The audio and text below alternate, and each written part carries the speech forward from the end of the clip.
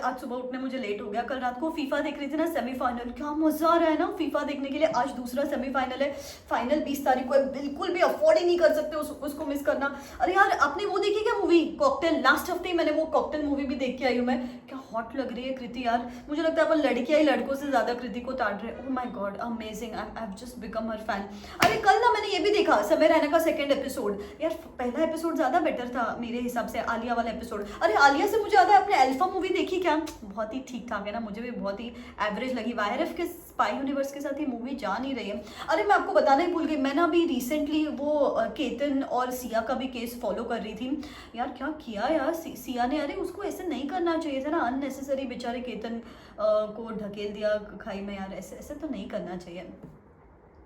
ये सब चल रहा है ना, आई एम प्रिटी श्योर ये ही सब कर रहे हो, और उसके साइड बाय साइड दिन के किसी कोने में 2 घंटा पढ़ाई कर रहे हो। एंड पढ़ाई भी नहीं, पढ़ाई करने का एक डिल्यूजन क्रिएट कर रहे हो। आपको क्या लगता है टाइम टेबल बनाना पढ़ाई है, स्ट्रैटेजी वीडियो देखना पढ़ाई है, या कोई मोटिवेशन लेक्चर देखना पढ़ाई है, या फिर नोट्स इकट्ठा करना पढ़ाई है, या फिर कोई क्लास देखना पढ़ाई है? Guys you are not studying, you are just creating an illusion या डिल्यूजन ऑफ स्टडीज। सिर्फ 45 डेज बचे। आई नो बहुत सारे लोग, आप लोग में से मन में ये भी सोच रहे हो कि स्किप मारते हैं यार, अपकमिंग अटेम्प्ट नहीं देते हैं, उसका नेक्स्ट अटेम्प्ट दे देंगे।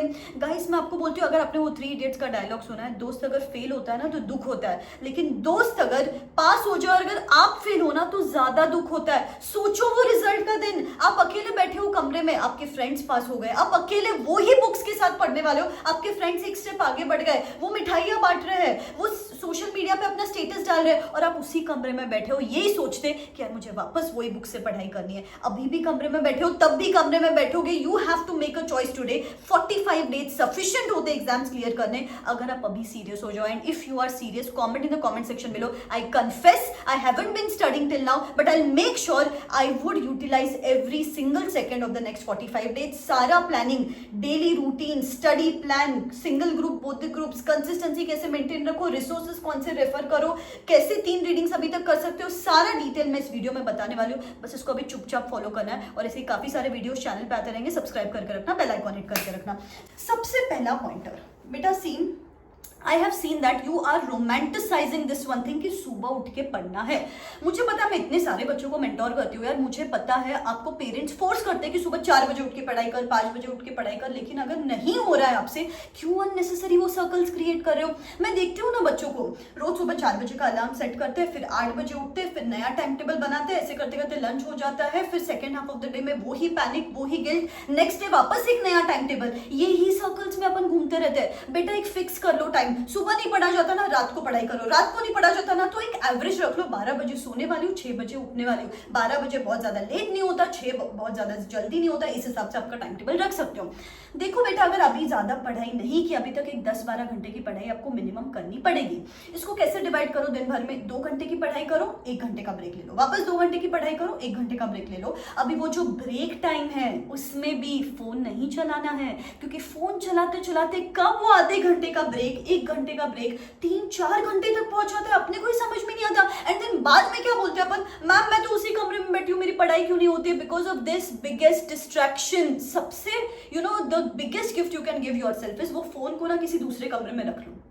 Out of sight is out of mind. Break में कुछ प्रोडक्टिव चीज करो यार, हॉबीज है आपकी, वॉक पे चले जाओ, पॉडकास्ट देखो यार वापस, हाँ पॉडकास्ट मत देखो, रीड करो, नहीं तो पॉडकास्ट देखते देखते कब शॉर्ट्स आप वापस स्क्रॉल करने लग जाओगे, आपको नहीं समझ में आएगा। कुछ देखने वाली चीज करो ही मत, वॉक करके आओ, डांस करो, हॉबीज जो भी है वो करो, फोन यूज नहीं करना है। बस एलिमिनेट योर डिस्ट्रैक्शंस, 10 से 12 घंटे की पढ़ाई, and Fixit your sleep timing. सबसे पहली चीज आपको ये करनी है। सेकेंड चीज, डू सम बैकवर्ड कैलकुलेशन। अभी मुझे जितना मैं देख रही हूँ, मैम 45 डेज बचे हैं, मैम 1.5 महीना बचा है, जरा आपका ना ये डिल्यूजन थोड़ा सा कम करते हैं। बेटा 1 सितंबर को एग्जाम्स है, 4-5 दिन तो आप फर्स्ट पेपर की पढ़ाई करोगे, समझ लो 26-27 से आप फर्स्ट पेपर की पढ़ाई करोगे। उसके पहले 4-5 दिन 1.5 डे का रिहर्सल करोगे, जो करना भी चाहिए। 20 अगस्त तक का ही आपके पास टाइम है, उसके बाद आपके पास टाइम है नहीं। 20 अगस्त तक का टाइम है, तो 5 अगस्त के बाद से 20 अगस्त तक सेकंड रीडिंग करोगे कि नहीं करोगे? एक रीडिंग के भरोसे तो एग्जामिनेशन में नहीं जा सकते, तो 5 डेज पर सब्जेक्ट, तो मिनिमम अगर एक ग्रुप दे रहे हो तो देना ही पड़ेगा। 20 अगस्त तक दूसरी रीडिंग करोगे, मतलब बचा कितना?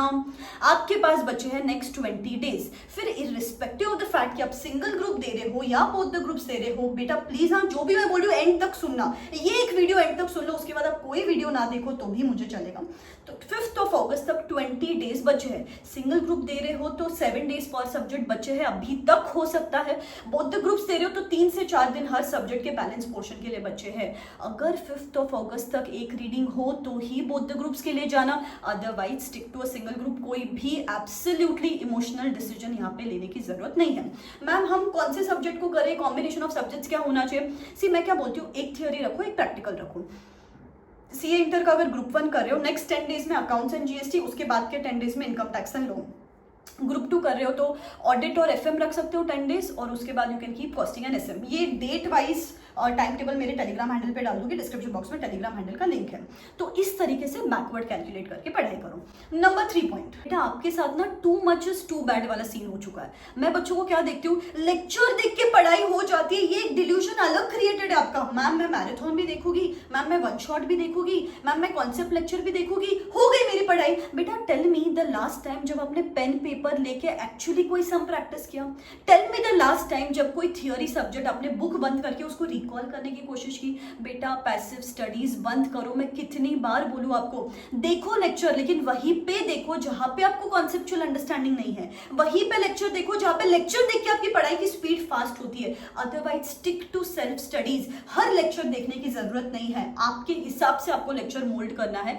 अदरवाइज इतना टाइम वेस्ट होता है, सेल्फ स्टडीज कभी भी अपन नहीं कर पाते हैं। एग्जामिनेशन में जाके presentation issue, interpretation issue, speed issue, एक भी स्टेप नहीं लिख पाते बच्चे एग्जामिनेशन में। तो please don't do this. And इसके साथ साथ रिसोर्सेज भी फिक्सेट कर लो यार। हर चीज जो मार्केट में आ रही है, हर चीज आपके पास नहीं चाहिए। आपको जो जरूरी है, आपका फैकल्टी का मटेरियल, आईसीआई के सारे RTP MTP current year previous 3 attempt का study material, RTP MTP PYQs, that's it. यार मैं देखती हूँ बच्चों के पास हर फैकल्टी का या हर टेलीग्राम पे जो पीडीएफ सर्कुलेट हो रहा है, हर चीज आप कलेक्ट कर रहे हो, एंड देन इतना ओवरवेल्म फील करते हो कि मुझे ये भी करना है, ये भी करना है, ये भी करना है, देन कुछ भी नहीं हो पाता है। फिक्सेट करो आपके रिसोर्सेज, फिक्सेट करो आपकी क्लासेस, एंड देन ही आगे बढ़ो। जो मैंने बोला उतना करोगे तो भी you are good to go, इतना भी रेफर कर सकते हो। 4th स्टेप, बेटा देखो गैप एनालिसिस करके पढ़ाई करो। मतलब क्या है, देखो प्रैक्टिकल सब्जेक्ट्स में कॉन्सेप्चुअल अंडरस्टैंडिंग भी इंपॉर्टेंट है, रिटन प्रैक्टिस भी इंपॉर्टेंट है।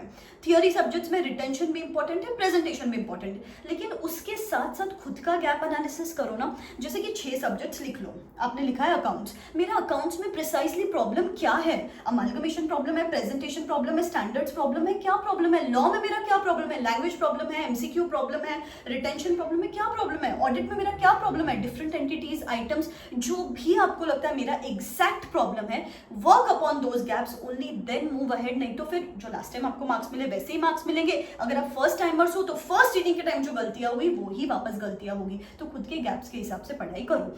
And the last step is बेटा कंसिस्टेंसी। कोई भी बच्चा ना रोज 30 मार्क का एटीट्यूड से नहीं उठता है कि यार I am going to be studying for 14-15 hours today, मैं तो फाड़ दूंगा, फोड़ दूंगा। बेटा ऐसे नहीं होता है।